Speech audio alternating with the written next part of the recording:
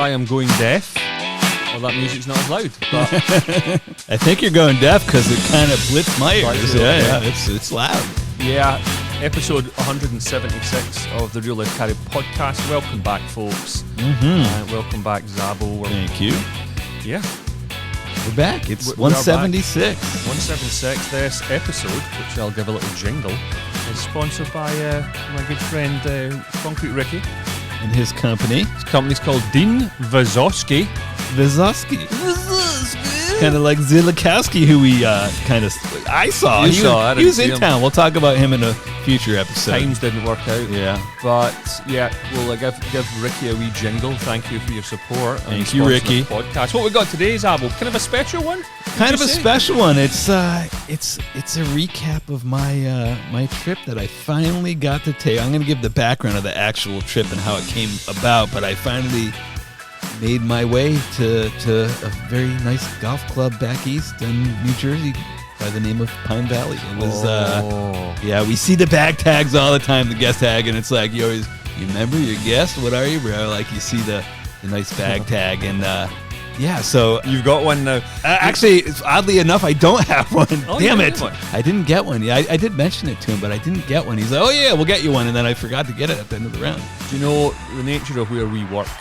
We always get at least once a month someone that will say something like, oh, the elevated comment when they say, oh, when I was playing Augusta. Yeah. And you're like, what?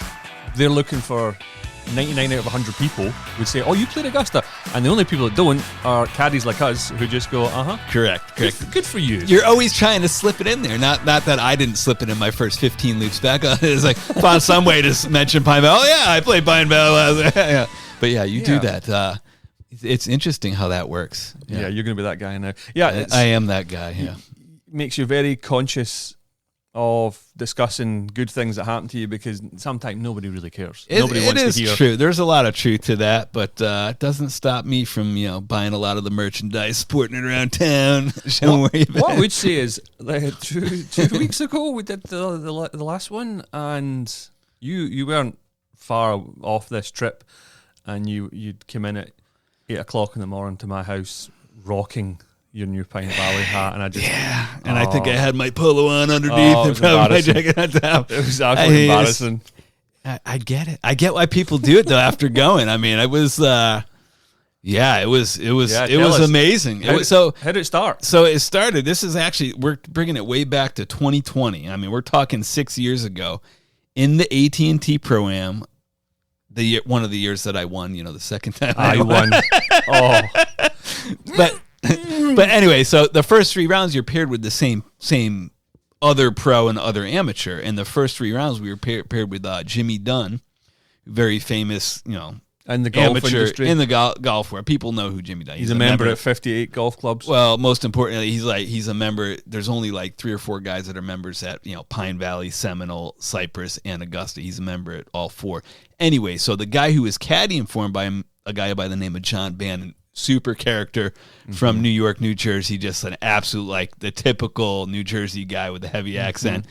And so the first 3 rounds, he's a member at Pine Valley, and he's caddying for Jimmy. Doesn't really know the golf course. He's just his buddy caddying for him. So I'm helping him out on the greens and stuff. Well, Jimmy ends up making the cut, and John goes, Zabbo, he goes, I'm gonna bring you to PV. You let me know, you let me know when you want to come. Is that what the people that have played it call it? They call it PV. That's true. It is true. And I was like, yeah, you're kind of in the know at that point. I'm like, yeah, PV, you come in. He's like, yeah, you and a guest. He's I'm gonna bring you out. I'm a man of my word. I'm gonna send you some. So he sent me a check. He's like, I don't want you to pay for anything. I'm gonna pay your airfare. Sent me a check for airfare and stuff. So this was it was 2020, I believe. Anyways, there was like a resurgence of COVID during the year. You had to quarantine for 2 weeks. He's like, because we had it all planned out in June or July, and he's like, I think they had the COVID planned out as well, by the way. Anyways, but so he's like, you can come, but you gotta like quarantine for like 2 weeks before and 2 weeks after. He's like, it's probably not gonna work. I'm like, all right. He's like, but I'm gonna get you there. Don't worry about it. So I am not, we get these invites. You get them too. You get invites all the time. Whenever you're at my club, call me, come. I'm not going to call him asking to play Pine Valley. So he had been out. PV. PV a few times over the next few years playing, and he's like, I haven't forgotten about you. And I caddied for him a handful of times, and he's like, I'm gonna remember. Don't worry. He's like, I'm a man of my word. And then so this year in late May, so let me set the stage for this. The first 3 weeks of June, I'm out of town. Yep. I went to New York. I went to Rhode Island for my niece's graduation. I got back for a day, had the vote for the union. Then we drove to Vegas to see Kenny Chesney. This was all planned out. Mm-hmm.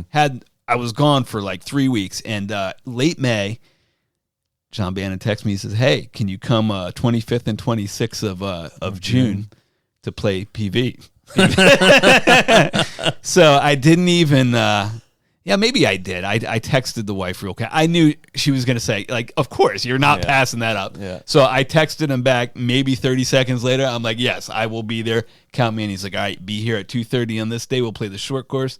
Then we'll play PV the next day. And so tell me, two golf courses there? One golf course. There's a short course. So there's a 13-hole short course that has... They're pretty much all par threes, but they're par threes. Heaven. Absolute heaven. Amazing. Like, I thought we'd be taking caddies and like prim and proper there too. He's like, oh no, we're taking carts, blast music, do whatever you want. So we took carts, and all of the holes are replicas of holes on the course, approaches to other holes.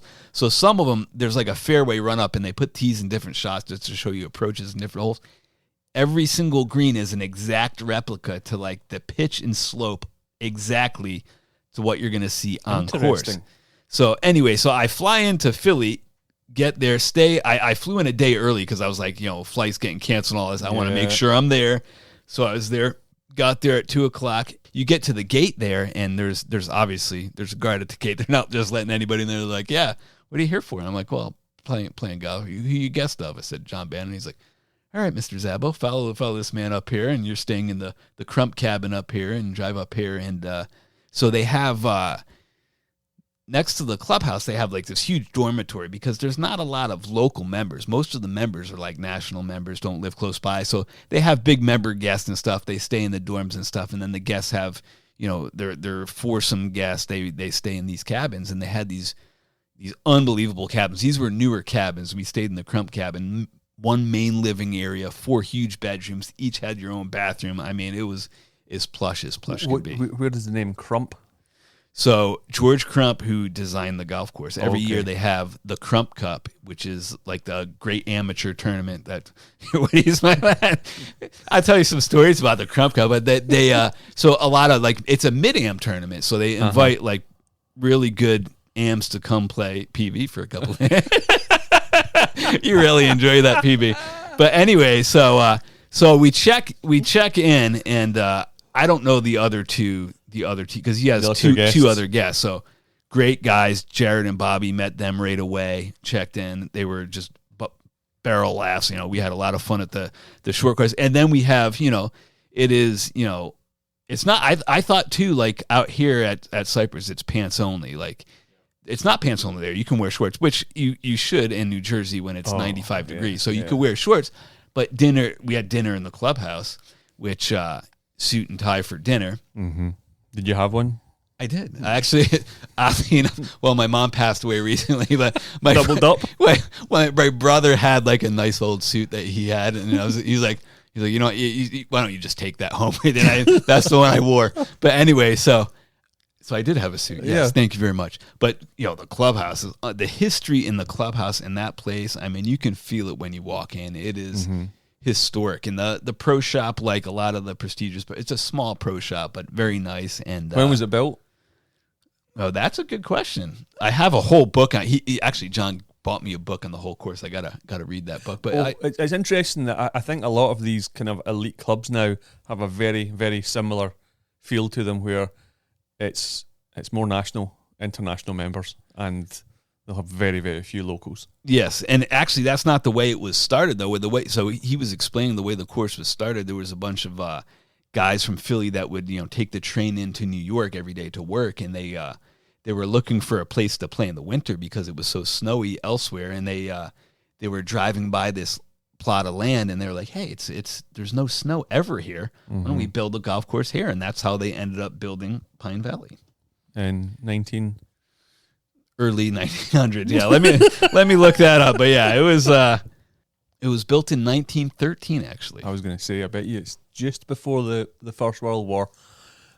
Okay, and when you drive up to the course, is it kind of incognito? Does it just come up on you, or are you expecting? Is it really grandiose around the area? Or? It's very incognito. Like, it didn't really have my bearings about me. There's very few homes there. There's like 10 or 11 homes. There'll be it won't be signposted, I'm guessing. No signposts. So when you get your cab and you leave your car there, and you have golf carts to get around so you take your golf cart to the driving range, which the driving range, probably the best driving range I've ever seen in my life. It's unbelievable. Uh-huh. The greens, the fairway in the green, and there's like 20 greens out there in the fairway. It's like you're hitting into an actual green. Like, it's like they fix the pitch marks every day. It's hitting into true greens. I've never experienced a driving range like that. And we did that before we did the short course. The next day we just went out and, do you know what? teed off. I've never, ever thought about that concept until you just mentioned it. All this time I've played golf, caddied, I never thought about that concept, having proper greens and actually practice with purpose, practice for what you're about to go and do. Because, let's be honest, you'll gun it 153, okay, and you don't really know if it's going 53 or it's going 60 or it's over. Correct, spinning but stuff. Actually having that proper, that's brilliant. It is brilliant. 20 greens? You know how I am with numbers. It could have been 5, but there was a bunch. There was a lot of green. It was a very wide area, but yeah, it was amazing. And then he's talking to one of the guys, and he wanted to introduce one of the guests, Bobby Fox. He introduced him to this guy, and he came back and he's like, yeah, that guy's played in like 15 USGA events. He's played in a bunch of British senior AMs. Like the membership there. And the players, they're unbelievable. Buddy Marucci, who Buddy, do you know Buddy Marucci? Never heard of him. He lost the USAM in 1995 at Newport in Rhode Island to Tiger Woods when he was like 43 years old. Okay. He's he's an accomplished car dealer. Made a lot of money in car dealing and other business ventures, but a really accomplished amateur. He's eagled every single hole at Pine Valley except one of them. And it was a par 3. It was like, he's eagled every single hole, which is insane once you get out and play that golf course to eagle. It's a stat like I've never seen before. What's the restaurant like, food-wise? So, yeah, I was just touching upon, so suit and tie for dinner. We walk in, we get a little tour. Chipotle? A little better than Chipotle. They have the famous turtle soup, which... never had turtle before until TV. Okay. It was delicious, actually. Delicious soup. And so anyways, we sit down for dinner and he starts ordering appetizers and the waiter's like, well, you really want this? He's like, no. He's like, no, I'm gonna bring it. Trust me, you'll thank me later. So he brought this appetizer. I don't think there's any money. There's no money exchange hands at the time. You just walk away and you leave. But anyway, so we're sitting there having a dinner and another member comes up and starts talking to John, and his back's to me, and he's looking at John, and he's like, hey, John, are we playing next week? And he's like, yeah, we're all lined up. And John goes, I want you to introduce you to my guest. This is Jared. This is Bobby. This is Mike right here. And I look back on him. I'm like, hey, Duke, good to see you. He's like, huh? I'm like, Duke, I've caddied for you like 10 times before. He's like, Zabbo. He's like, you gotta be kidding me. It's like, what are you doing here? So, and you know him very well. He's like, how's G doing? It's crazy, just how small. Like we've always said, the golf world is very small. And I look at him, and then he's the next day we see him out on the course, and he pulls out his phone. He has a picture of him and I together. He's like, you know who we sent this picture to? We sent it to John right here. I'm like, yeah, we did, because we figured out the connection that we both knew. But it was pretty crazy. There was only one dude that came up to us all dinner, and it was a guy I happened to know. Oh, it's funny how that works. So anyway, we have dinner, go back to Did you have a steak? I did have a steak, actually. Any good? It was very good. And the turtle soup, by the way. Do they have prices on the menu or no? No, I don't think, no. Right. No, it's an interesting setup. And then I went up to the locker room upstairs, kind of an old school locker room, and there was like these old school like phone booths, and they looked like they had dial-up phones, and I was like, what is this about? And I didn't know till the next day when we had lunch.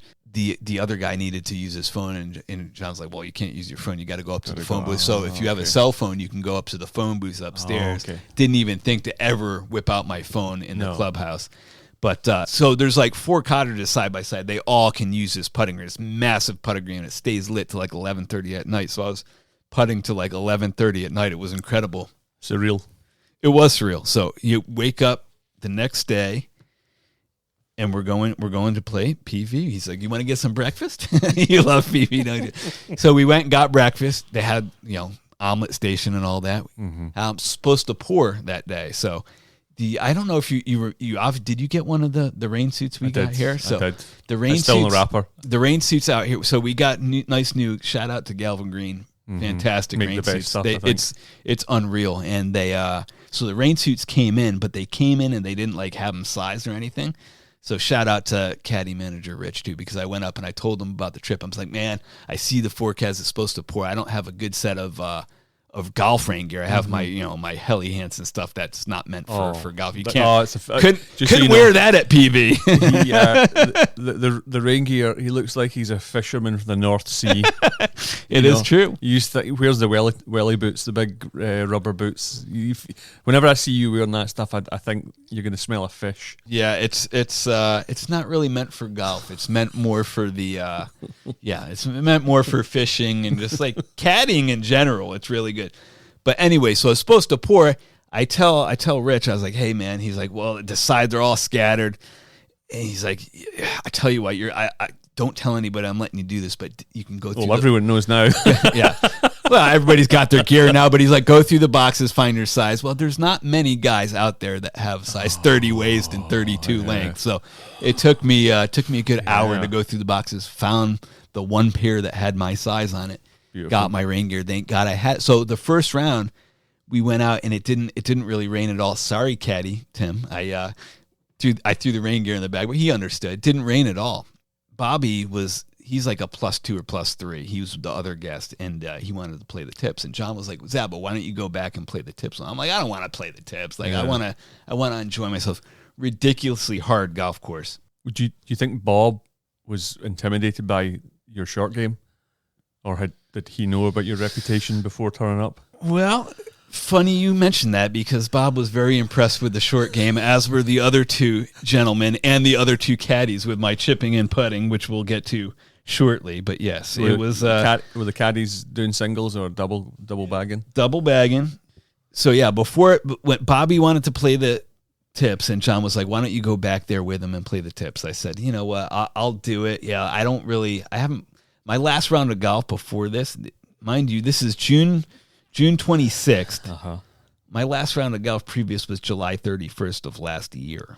My last round of golf. I do chip and putt. I hit balls. I practice all the time, but I hardly ever play. So my expectations weren't super high as far as scoring. I knew I could still hit the ball because I practice all the time. But the rating from the tips is 76.6. The slope is 155. I'm a 4.4 index. A 4.4 index from the tips there is a 13 course handicap. If you're a +5, you're a 0 there. A 2.2 to a 2.8 is a 10 handicap.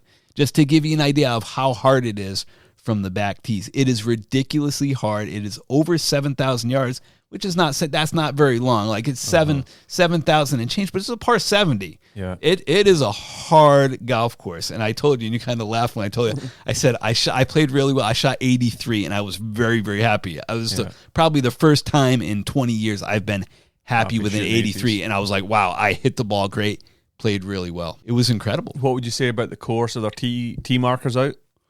There's only 3 sets of tees. Mm-hmm. Yeah, it's pretty nondescript. Some of them you probably would have missed if I didn't have. Bobby had played there before, but so he was kind of leading the way back to the tee boxes because the caddies are almost always out in front. A lot of trees.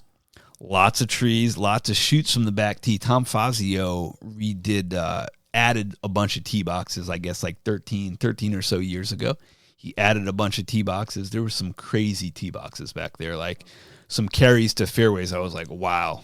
And there was a lot of 510, 530 yard par fours. So I was hitting, and I took out the driver. I got a mini driver like 2 months ago, and it's been like a conversation piece in the couple of rounds I've played. I love the thing. I hit it pretty straight and probably as far as my driver, and I can hit it off the deck. So a lot of times I'm hitting that thing twice into par fours. I mean, it was a beast. A lot of pine trees, I'm guessing then. So they're all pines. And the valley, where does that part come from? I mean, it's the whole thing's in kind of a little valley. Yeah. But the bunkering's incredible. The elevation change is incredible. There's just a mystique about the place. Every hole is its own hole. You're not on top of anything. And it's just, it really blows you away. And we're halfway through the first round, and Bobby's like, man, wish I started off better. Score's kind of ruined. He was struggling early, and he's like, man, it's just a bummer. I wish and John goes, well, just play better this afternoon when we reround. I'm like, what? I'm like, huh? What? We're playing twice? What? Huh? I didn't realize. I didn't realize that was an option. Like we could play. I played 36 at PV that day. we went in for lunch. I had a nice Philly cheesesteak, another turtle soup. Went back out. The second round, good thing I had the rain gear because it poured, and I played much, much worse. Didn't even really keep score, to be honest with you, because it was pouring. I mean, it was a shit show. And I played the forward tees with the member, which was a lot of fun. I mean, we had so much fun in the rain. They have a lot of famous shots, famous holes. One of the biggest ones, the Devil's Asshole, this bunker on the 10th hole, the Devil's Asshole, and I hit it in the Devil's Asshole. And then I got it out of the Devil's Asshole. It was pretty good. And so all the Chipotle you eat, lots of practice. I know the Devil's Asshole. And John actually videoed the shot. I have it on video, me hitting it out of the Devil's Asshole. Got it on the green. And big, huge bunkers, or? Yeah, big, huge bunker. Another fascinating thing to me is, you're going to love this, especially at being a caddy. There's no rakes in the bunkers. You don't rake the bunkers. And they're true bunkers. They rake them early hopefully have an early tee time. There are no rakes, and there's bunkers everywhere. There's no rakes. They don't rake the bunkers. I'd love to know the logic behind that. Yeah, I don't know. But big greens. I'm picturing big, huge greens. Yeah, mixture of both. And they're tricky. I had different caddies both times. Great caddies. Yeah. Great caddies. And it was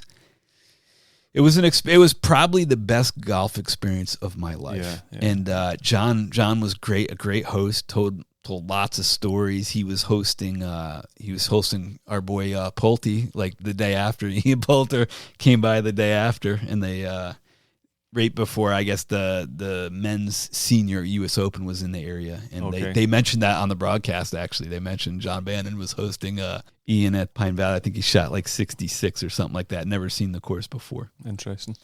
And I was told, actually, a story. The caddies were telling me this. There's I'm not sure if he's a member or guest of member, but this guy is a heavy investor in this tech company that I'm not going to mention, but he's like number 2 or 3 at it. And he tells all the caddies in the group, anybody in the group gets a hole in one, the caddies get $100,000 cash. And so ends up happening. The caddy that I had got the $100,000. I was like, well, how does he send it to you? He said, well, he wired me the money. Oh man. I'm like, you got to claim that on taxes. He goes, no. He paid the taxes. He took the tax hit, gave it to me free and clear. Gave it to him free and clear. So John says, yeah, happened 3 years ago. Same guy in the AT&T was playing in the AT&T, hole in one. John texted him, said, hey, how did it work with the caddy? Did the caddy get $100,000? And the guy goes, great day for golf. Wow. Yes, paid the caddy the $100,000. That's insane. Pretty crazy. So best golf experience of your life. Best golf course you've ever played? I'd say hands down. Hands down. And, we're blessed to be out here where we are. We have courses like Pebble, Spyglass, Cypress. I mean, amazing golf courses. Cypress, I mean, it's incredible. But Pine Valley, there's no ocean in sight. But, my God, I mean, there's just something about the place. Many guys out playing that day, or was it pretty empty? There was quite a few.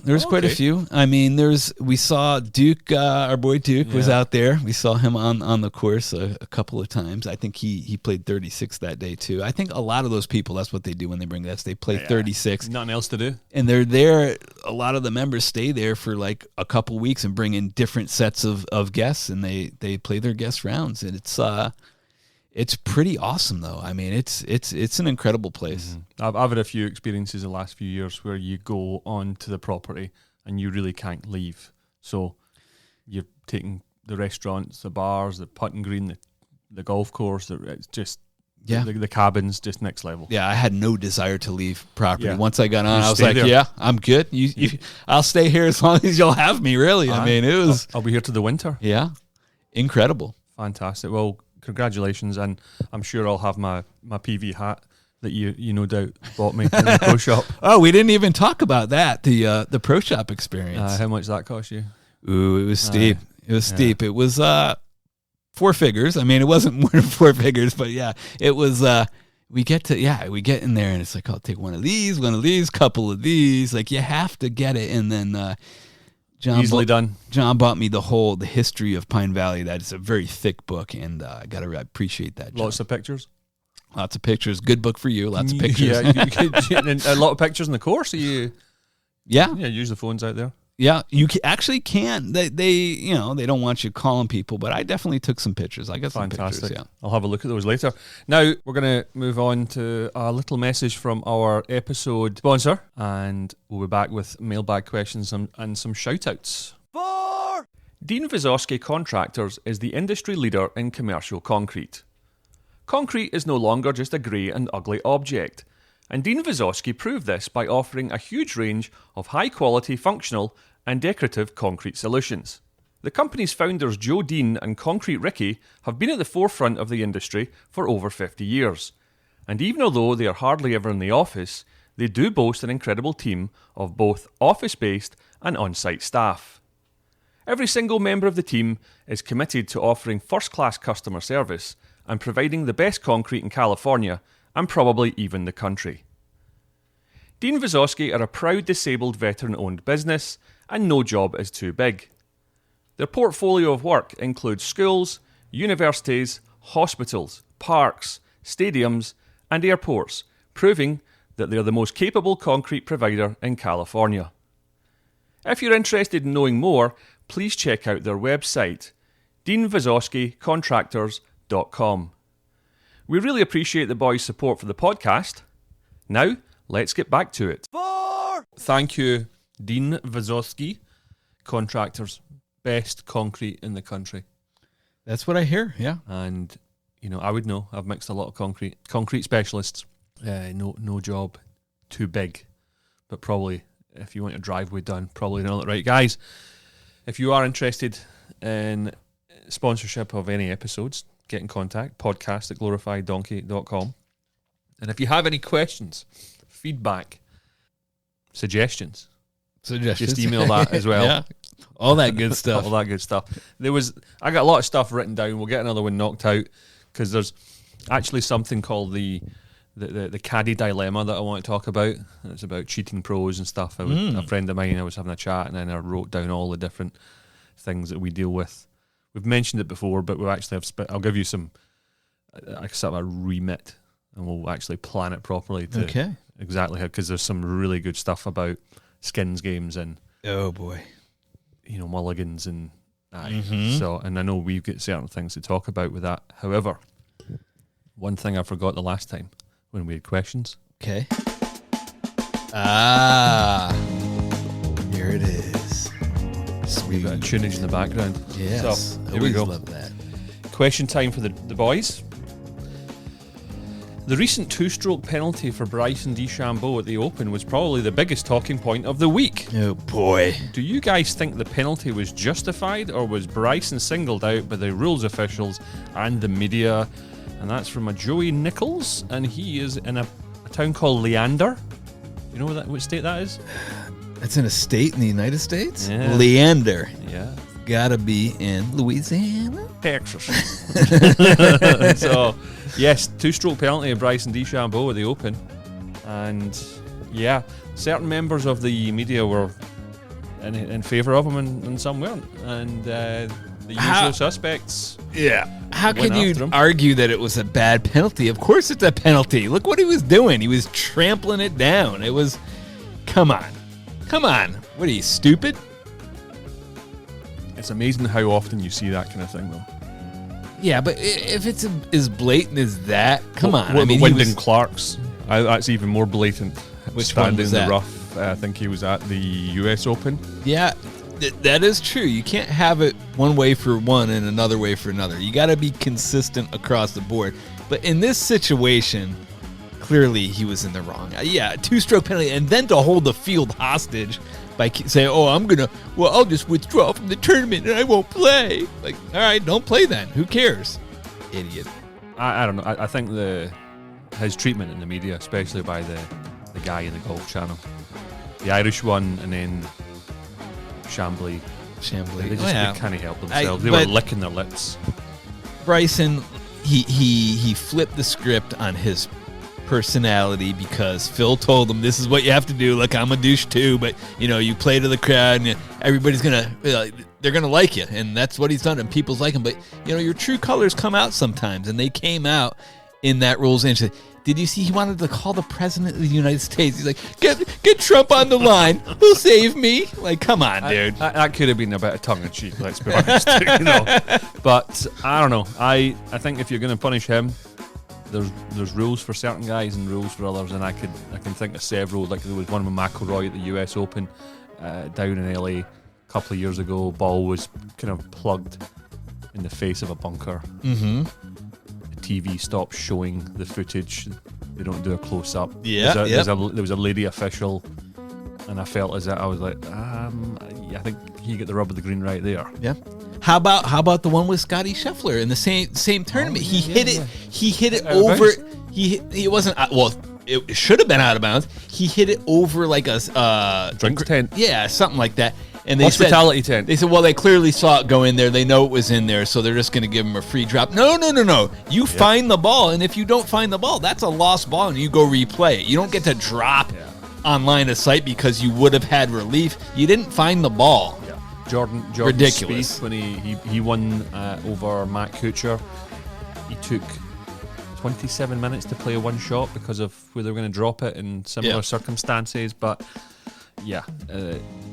clearly got to be the same for everybody. If you lose a ball, though, you don't get a free drop. I love you, Scotty, but sorry. I mean, you lost the ball. Yeah. The amounts of money they're playing for, they'll do anything, though, won't they? Yep. So, loving your podcast from sunny England. The recent stories about Phil Mickelson's private life don't paint him in a very good light. I tell you what, understatement. Have you guys heard much on the inside about Mickelson's character, and what do you think about the latest allegations? That's from Brownie, and he's in Winsford, and that's in Cheshire. So there you go. From the inside, first time I ever heard Mickelson in a bad light was probably about 20 years ago.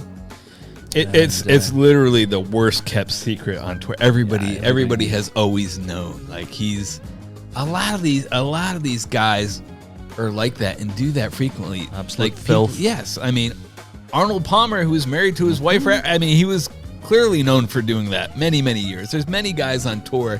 It's not talked about a lot. The perceived gentlemen out there are not talked about in that light until it really comes, until you start giving your cell phone to a cart boy to drive around on the golf course. Well, I know a member at that club in San Diego, mm-hmm. and he told me about that story, at least 2 to 3 years ago. I knew about the key card with Pat Perez. I think you were there when someone told us that story. Yeah. Apparently he just threw his card down and said, "See you upstairs." Yeah, to Mrs. Perez. It's not like Phil's Brad Pitt either. You know what I mean? But anyway. Yeah, and Mrs. Perez she was pretty forthright with what exactly happened when it came out a bit. She was like, "I'll tell you the story." What I'll tell you though is this: isn't it interesting that these stories that have been out there for a long time surfaced their head when a certain Tiger Woods was getting out of rehab? Yeah. So distract the crowd. I once caddied for an editor of a big tabloid newspaper who told me that what will happen is, say someone's a C-lister. He says they'll take photos of him if he was caught smoking ganja or something, and they put it in the drawer. And if the guy makes it successful, all of a sudden, this is what we found from 7 years ago, because it's about selling copies, etc. It's about creating some buzz. And tactically, the media will use these things 100% to protect one of their own. So I would think that's a little like your waterproofs, fishy. So we have a Troy X. He's from Massachusetts. I've been playing golf with one of my buddies since we were at high school. He always tapes up his fingers. He's that guy. It really annoys me, and I give him a hard time about it. Have you boys ever encountered golfers who tape up their fingers, or am I being petty about it? Troy X, it annoys me too. Why? You don't need to tape up your fingers. What Need to man up. Did it say what his buddy's name is? No, it doesn't mention that. Well, Troy, tell your buddy to stop taping his fingers. He's doing it just because he thinks he looks cool. Did I ever tell you the guy I carried for, and he had about 12 rolls of tape, and his bag was super heavy, and then I taped all his clubs together. Oh, yes, you did. Yeah. He ended up wearing Tommy two gloves. So I'm like, he probably had lead tape on the back of his clubs too. Why do we even have this? Yeah, exactly. Why have we got the tape when you wear the gloves? And he was calling me a pussy for not wanting to carry a heavy bag, and I'm like, you're the one wearing two gloves with tape on your fingers. And I've tape in it. So I see it all the time. I never thought about it in this light, but maybe the guys need to play more golf so that certain. I know that part of my fingers, Zabbo, I'll sometimes put a plaster on it, or you guys call it a band-aid. And because it's a band-aid. If I play 4 days in a row, it's red raw. So need to adjust your grip a little bit there, buddy. Well, it's a strong right hand. That's all I'll give you, and a strong left hand. So yeah, I'd say just keep on giving them a hard time. Yes, that's what friends from high school do. So true. G'day, mates. In the last month, Charlie Hull and Monty have questioned pace of play and calling for much stricter penalties for the slow play antics. Do you two agree? Or are the amounts of money pros are playing for justifying the time spent? Love your podcast. Keep up the good work. That's Steve Upson, and he's in the Gulf Coast in Australia. You know, I think one of the greatest things about Ryan Fox winning the Open Championship was how exposed his pace of play is and how fast he plays and pulls the trigger. The memes and the videos of him after, I didn't realize how fast he plays. It's incredible to watch him. That is how you're supposed to play golf, folks. You step up and hit the damn ball.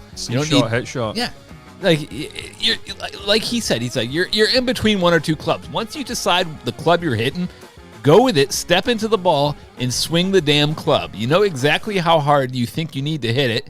If you get it near the green, or even for most of you, make contact, you've done well. Just 2 or 3 practice swings, waggling over the ball for 15 seconds is not going to change things. Yeah, wiggle waggle. Did you see the video where they put Cantley hitting I one did drive? See that. And then how many times would Fox 6 shots Fox hits, and the time Cantley takes for one? It's unbelievable. Now he does mention the money the pros are playing for. Well, I don't think you punish them by money by giving them fines. You punish them with strokes. Yeah, and you need a shot clock.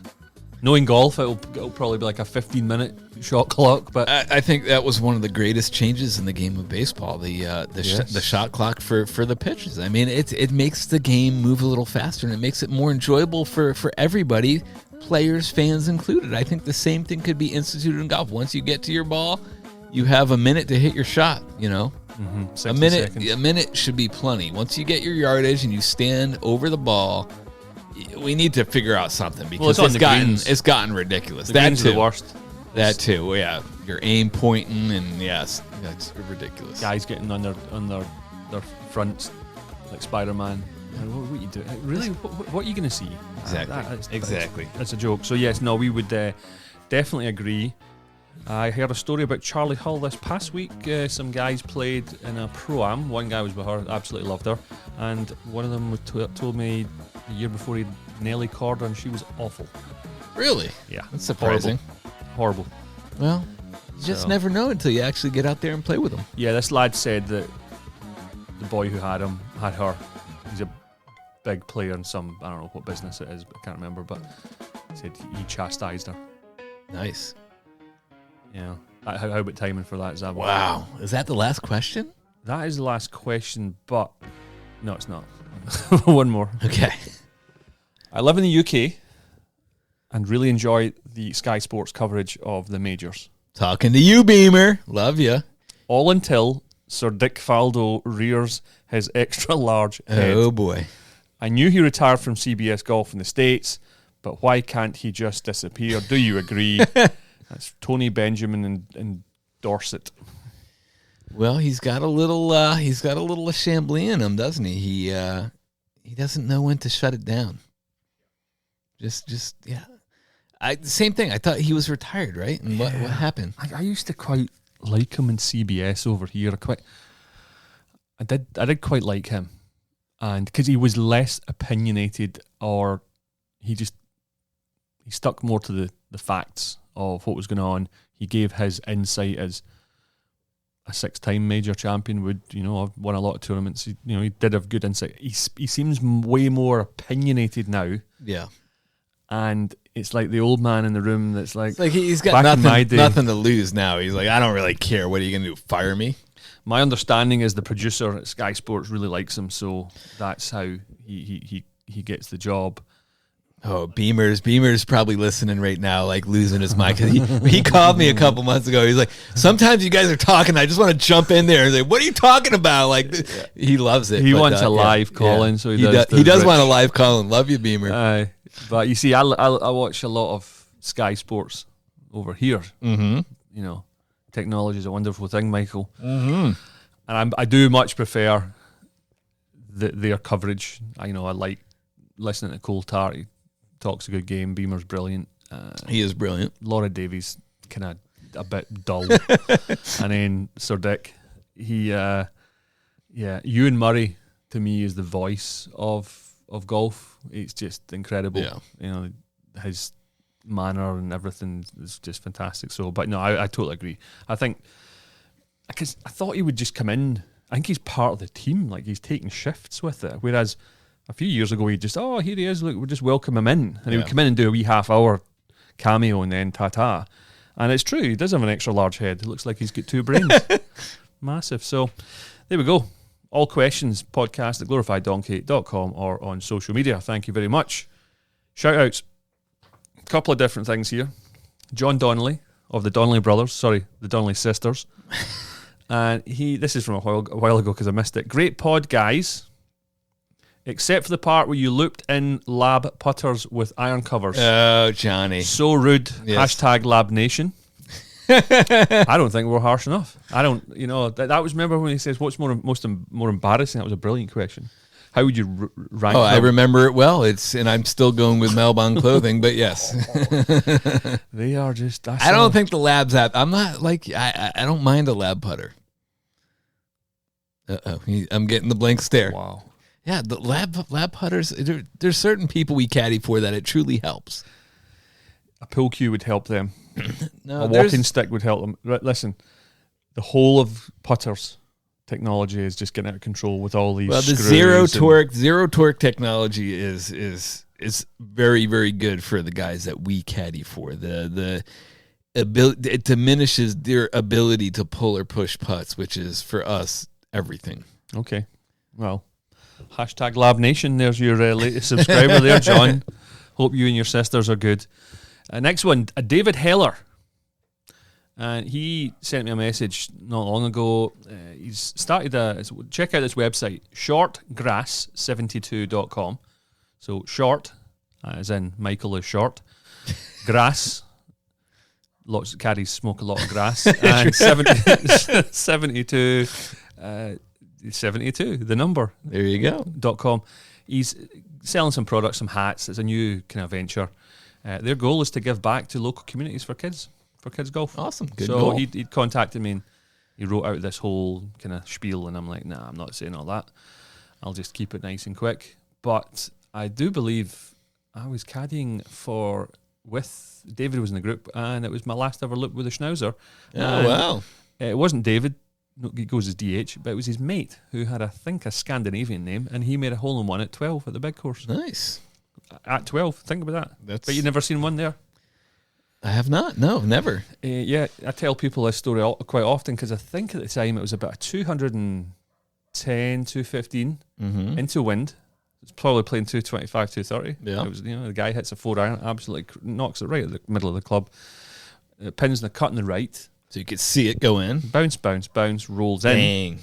Everyone goes bananas, walks off the tee, says he caught it one groove just a bit low, and we're like, oh man, you need to leave. Toughest 17th handicap hole in America. Yeah, and then we actually got a big long one here from Michael Barr, who's also in Australia, but I'm going to knock that into the next one because that's quite amusing. It's quite long though. Last shout out's a DJ Badley. I met him at the wee course 6 months ago, and he's been listening to the podcast for the last 6 months. Maybe it's 4 months. I can't exactly put my finger on it. However, he loves it. He was making his way back, then he's moving his way forward. He did ask me, and this was interesting. He asked me, "Do you know this Caddie by such and such a name?" I went, "Okay, yeah, I do know him." He says, "I met him last night. He was meant to be working for me today." And I was like, "Well, that's kind of impossible because he was fired from here about 6 years ago." What? And he goes, "Well," I says, "Are you sure it was?" Yeah. And he sent me a photo of his card, and I'm going to show you the card after the episode. But this lad's still going around cutting about Monterey area, handing out business cards in the pubs to golfers saying he'll caddy for them, but he doesn't actually work at the resort anymore.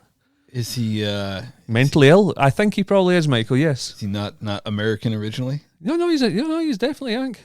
Oh, really? No, he's from here. I'll share the name. You may or may not remember him, but I'm sure I'll remember him. Oh, it's classic. He's and as I say, he sent me the card. Wow. And I thought that's a great story for any book, any podcast. That's pretty priceless. Yeah. The balls in that. He's meant to be caddying for me, but yeah, he doesn't really caddy here. Yeah, but he was meant to be caddying for me today, and I was like, "Oh, really? Oh, okay." Because it's funny, he hasn't worked here in 5 or 6 years. Wow, that's interesting. So there you go. Well, one last thing for me. Just for a wee bit of fun, you mentioned something earlier on about you and the numbers. Oh boy, Zabbo and I were at this meeting for our current situation at the Caddie, right? And it was a Q&A. It was a Q&A. A bunch of caddies in a room asking stupid questions. But it's like, if you just read that piece of paper you were given, that has most of the answers to all the questions that you just all asked. One guy gets up and he makes a point and he says, 70, 80%, and he starts plucking numbers, and straight away Zabbo's sitting up the front facing us. I just look, next thing there's 3 or 4 texts, we're dying with laughter because it was like the percentage game. He just threw out some percentages out of thin air. It's like 70, 80% of this, and I was like, oh boy. That was absolutely tremendous. That was really, really funny, wasn't it? It was funny. I'm like, all of a sudden I perked up because, those kind of things can drag on a little bit, and yes, that was. As I say, like one guy asks a question and then 2 minutes later the same question is asked. And, God. Aye. So who you got to shout out, Zabbo? Well, I definitely got to shout out the staff at PV. Everybody at PV, my whole crew at PV. I got to shout out. I got to shout out Bobby Fox, who I played with. If you're looking for a CPA in the Jupiter, Florida area, hey Bobby, give Bobby a shout. Yeah, he Jared Augustine also played with him. He was another guest. Look, check out the People's League on YouTube. It's a golf. Actually, maybe we should get on there and maybe play. They're looking like golf influencers, people in the golf space. I can't even influence myself. Yeah, he has. So there's like ownerships of these teams. People own them, and they play like 6-7 tournaments a year. But check them out on YouTube, the People's League. Okay. Really good. And I also, most importantly, got to shout out the man who brought me John Bannon. Thank you so much. Best golf trip of my life. Incredible. You are truly a man of your word, and much, much appreciated. Top lad, John. Amazing. I just need to finish, actually. We've mentioned in the past that sometimes we get some criticism from people saying that we sound negative, or, like, people have to understand that the stories are created because you have to be either spectrum of good or bad. Yeah, who says we're negative? Oh, I remember there was a review left and it said that I was like the most negative person in the world, which is kind of ridiculous. Do you watch the news? What do you see on the news? It's not good news if it's all just sunshine and rainbows. Yeah, but it's like sometimes people can say we're critical of the golfers or stuff like that. Of course. Right, okay, but settle down. But I would like to say over the last couple of weeks, I've had some of the best loops, both resort and club. Mm-hmm. And especially at the club, because you go in there with this, preconception of what it's going to be like. And I had one the other day, it was absolute gold. It was one of those, I swear to God, by the time we get done in 18, I was like, I could do another 9. Felt good. It was really, really, the 4 players were wonderful. And it was I'd say a pleasure. most days when I'm quote unquote working, it doesn't feel like work to me. I mean, yeah, a lot of them drag on and they're terrible, but most days when I walk off 18, it doesn't feel like I've worked. That's brilliant. It's awful. It's horrendous. That's too funny. Right. Well, thank you again for your time, Zabbo. I'm glad you're back, welcome. and I'm glad you had a great time because you need to play more golf. I do. That's a fact. And actually, we got another episode to do here shortly because this was all about PV. But next one, we're going to get back. I guess some good caddy stories coming up. I'll get stories about Vietnam, Cambodia, Lab Nation. Massive thank you to Concrete Ricky and Dean Vizowski. Thanks for sponsoring. Thank you to you, Zabbo. We'll see you again. We'll be back in 2 weeks' time for another episode. We will be better at this. Mm-hmm. It's been busy. It's been a busy year so far. And finally, episode 176, there's another 175 out there. If you're new, get back, listen to the old catalogue. Get following us on the social media, YouTube, etc. But until the next time, get out, enjoy your golf, but more importantly, keep it humble.